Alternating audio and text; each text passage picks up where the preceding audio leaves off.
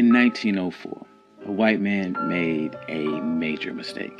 He stepped off the train in the Mississippi Delta and started causing a scene, a ruckus, shoving, acting like he owned the place. In any other town in the South, if a black man touched him, it was a death sentence. The rules were very simple. White man could do no wrong, and a black man had no power. But this wasn't any other town. It was Mound Bayou. The marshal stepped out in front of the crowd, and he was a black man wearing a press uniform and a badge on his chest that gave him the full power of the state. He didn't look down. He didn't ask for permission. He walked right over to the man and put his hand on his shoulder and told him that he was under arrest. Imagine the confusion on his face. He was looking around for a white officer to save him. He was looking for a white judge to dismiss his charges. But he realized a terrifying truth. None of that was coming. The mayor was black, the judge was black, and the cops were black. For the first time in his life, the color of his skin was not a get-out-of-jail-free card. And this is the story of Mound Bayou. This is One Mic Black History. I'm your host, Country Boy. If you like stories like this, you can find more stories at onemichistory.com. But without further ado, let's get started.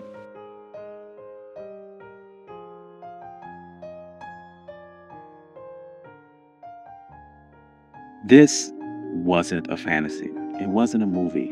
This was a real place, a black fortress in the middle of one of the most racist states in America. A place where Jim Crow had absolutely no jurisdiction.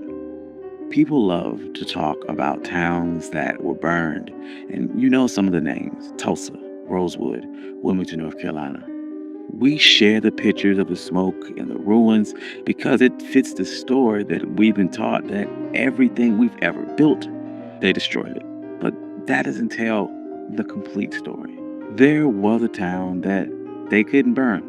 A town that stood for nearly a century as a living, breathing proof that black people did not need integration to survive. All they needed was infrastructure.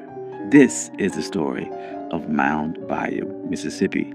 And if you ever wondered what it looked like when a community stops asking for permission, this is your blueprint. So, to understand how a place like this could even exist, you have to go back to a bit of a paradox. You have to go back to a plantation called Davis Bend. Decades before the Civil War, there was a plantation owned by Joseph Davis, the older brother of Jefferson Davis, the president of the Confederacy. But Joseph Davis was different. He was a utopian socialist. He believed that if you gave enslaved people enough autonomy, they could produce more. So he set up a system that looked less like a labor camp and more like a twisted experiment on self-governance. Enslaved people had their own court system with their own judges and juries to settle disputes. They were trained to be managers. They learned how to keep complex ledgers, how to negotiate contracts with steamboat captains, and how to run a massive agricultural enterprise. Growing up in this system was a young man by the name of Isaiah T. Montgomery. He was more than just a laborer. He was a secretary. He was in the room where deals were being made. He saw the paperwork, and he learned the hidden language of capitalism. When the Civil War ended, Isaiah looked around at the chaos of Reconstruction and saw the violence rising. He saw the Ku Klux Klan forming, and he realized something profound. Integration was a trap. As long as black people lived under white jurisdiction, they would never truly be free. He didn't want to fight for a seat at the table. He was trying to build his own damn house. He knew that he couldn't just take the land. He had to make a deal with the system. So in 1887, he found a surveyor's map and pointed to a spot in the Yazoo Delta, a place that no one wanted. It was about 840 acres of nightmare. It was thick with timber, swamp water, and black bears. The mosquitoes were so thick that if you waved your hand, you'd catch a fistful. The Louisville, New Orleans, and Texas Railroad owned the land, but they couldn't do anything with it because no white settlers were desperate enough to clear it. So Isaiah Montgomery put on his suit and went to the railroad executives and made them a business proposition. He said, "You have a railroad going through a useless swamp. Sell it to us. We'll clear the trees, we'll drain the water, we'll plant the cotton, and we'll turn your empty track into a gold mine." The white executives simply saw dollar signs. They thought they were taking advantage of a desperate people. They had no idea they were funding a fortress. Montgomery would purchase the land for $7 an acre. But here's where the genius part came in, and the part that changed history. He set up a charter for the town. The policy included that the land in Mound Bayou could only be sold to other black folks. Think about that.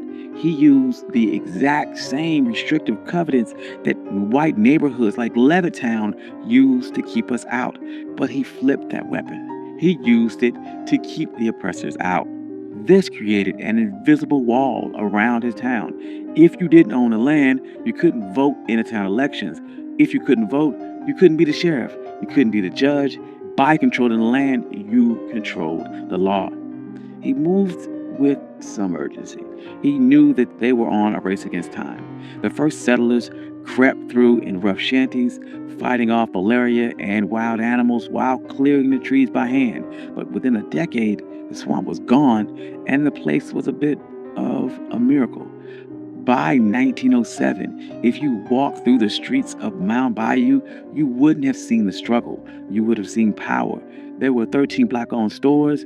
You would see 3 cotton gins humming with machinery. You would see a train depot that was busier than some of the white depots in neighboring towns.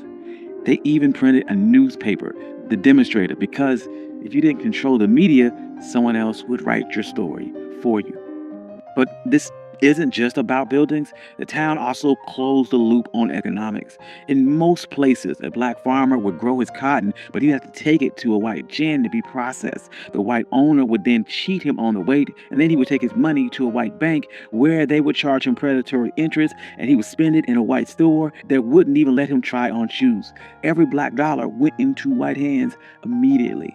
But Mound Bayou changed that. The cornerstone of this strategy was the Bank of Mound Bayou, founded in 1904 by Charles Banks. They called him the Wizard of Finance. He understood that freedom wasn't real unless you could fund it. When he opened the bank, it wasn't just a place to store cash. Farmers from all over the Delta, even outside of the town, started to bring their money to Charles Banks because when he walked to the lobby, they were treated like human beings. They could get a loan to buy seed or equipment without signing away their dignity. And that money stayed within the town. The bank lent that money to the grocer hired the carpenter played the doctor, and the dollar circulated 5, 6, 7 times before it left the community. But the greatest test of this infrastructure wasn't just banking, it was survival. During the 1940s, if you were black and you got sick in the Mississippi Delta, you were in trouble. White hospitals would not take you, or you were thrown in the basement ward with no heat and no nurses. You could die from a simple infection because you were on the wrong side of the color line. So Mound Bayou decided to build a healthcare system. They didn't ask the government for a grant. They went to fraternal orders. We often forget groups like the Knights and Daughters of Tabor. These were secret societies, benevolent orders where the members paid small monthly dues, mostly nickels and dimes. It was the original crowdfunding.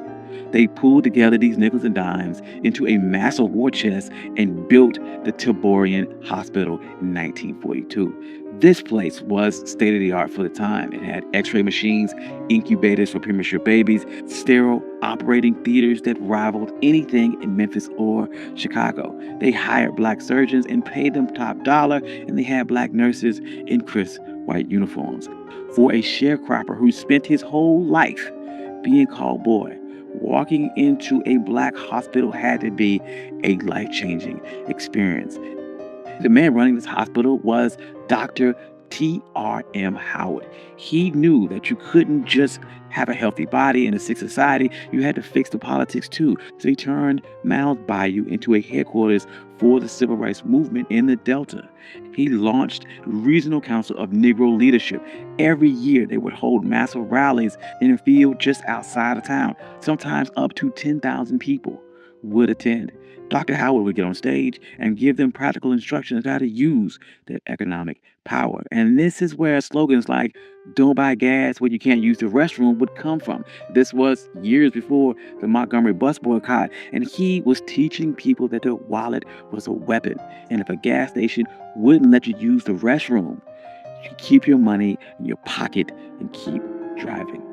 See, when you start messing with the money, the system begins to fight back. In 1954, the Supreme Court ruled on Brown versus Board of Education, and the white power structure in Mississippi panicked.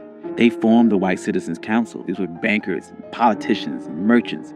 They were called the middle class Ku Klux Klan. And they decided to use financial warfare to attempt to crush the movement.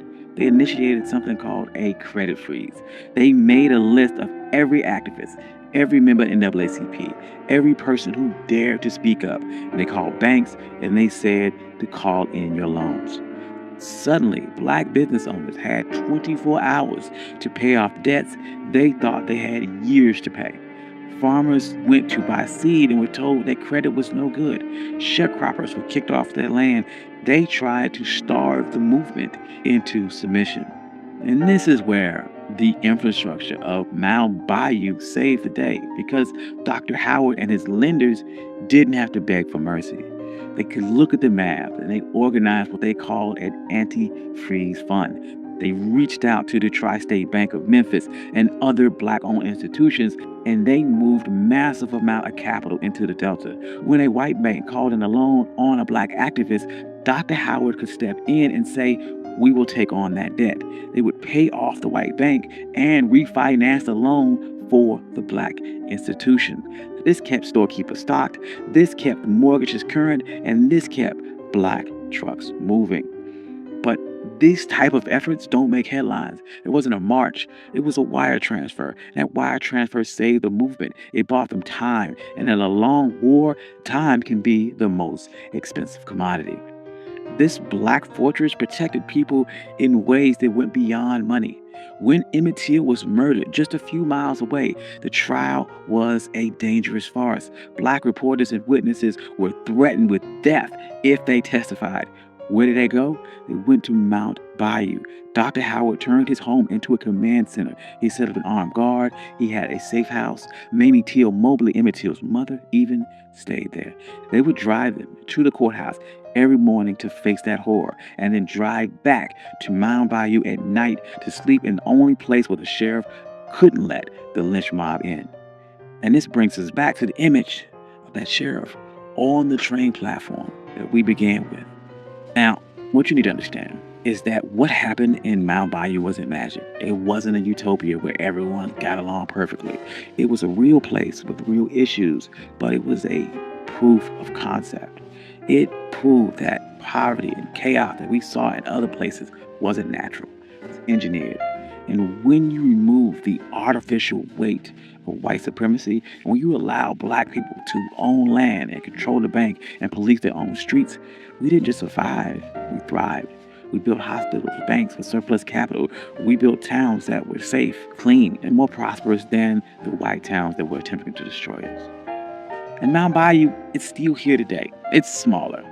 The highway system bypassed it, and the economy changed, just like it did for a lot of small rural towns and for a lot of black businesses. But the most important thing about Mound Bayou isn't how big it is today, is that it never burned. Unlike Tulsa, unlike Rosewood, the mob never came from Mound Bayou. They couldn't. Infrastructure was too strong. Ownership was too absolute. They had built a wall of deeds and dollars that hate couldn't climb over. So the next time that someone talks about trauma porn and that it's just an endless cycle of us building and destroying it, you can tell them about the black town that was built in the swamp. Tell them about the sheriff who arrested a white man. Tell them about the bank who fought a credit freeze and won. And tell them that we didn't just survive the system. When we wanted to, we built a better one. Thank you. I'm your host, Country Boy. This has been One Mic Black History. If you like stories like this, you can find more stories like this. OneMicHistory.com. I also have a Substack. I would love to see you there. I post articles every single week, and I post notes every single day. I'd like to thank all my day ones and my financial contributors. I love every single one of you. Without you, none of this could be possible. Peace.